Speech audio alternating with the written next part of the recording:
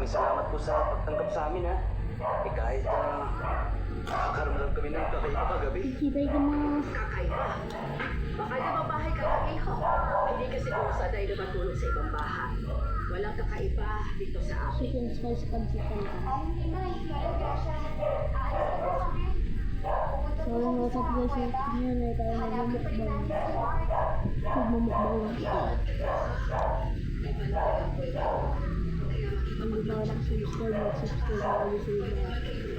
At ulit pa lang ang bago. Pansit canton guys, pansit canton.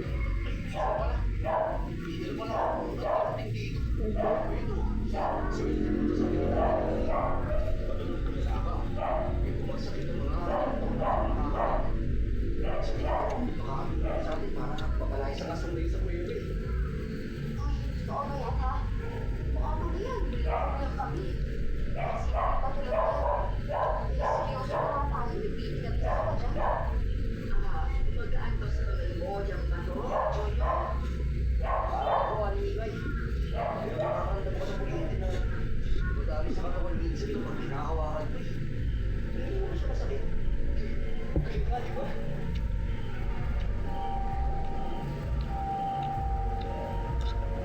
Sumutuwa ako habang pinapakita yung bato sa kanila.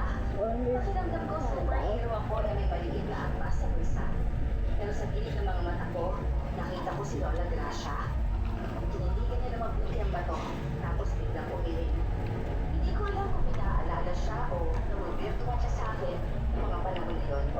Pero doon ko napansin na parang may kakaiba sa kanya.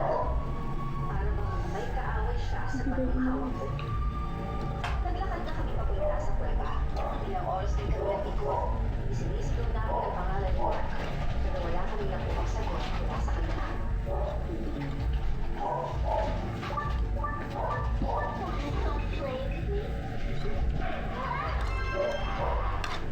Namin ang pangalan ni Mark.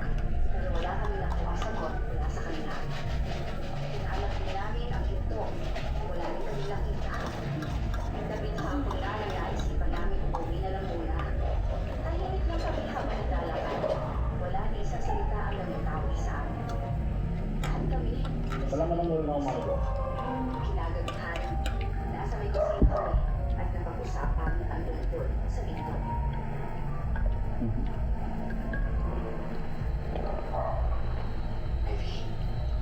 Oh guys. Sa tingin niyo ba? Nabuhay ko sa kayo ni Mark tungkol sa sako ng kilo. Nakalitin ko sa kalibang yun. Kung nagsisinungaling siya, hindi sana kayo na lang pumunta dito. At hindi na siya sumama, no? Pero teka lang napapansin ba kayo kay Ate Pinay? Napaka-misteryoso niya, di ba? Tinatago kaya sila. Oo naman, may alam talaga sila sa kapabalagkan ng kuwebang yun. Hindi pinaprotektahan siguro sila. Minsan kasi, ang sikreto, hindi para sa isang kasama. Oh guys, kung di pa nakasubscribe, mag-subscribe na kayo. Ayun, yun na. Bye-bye.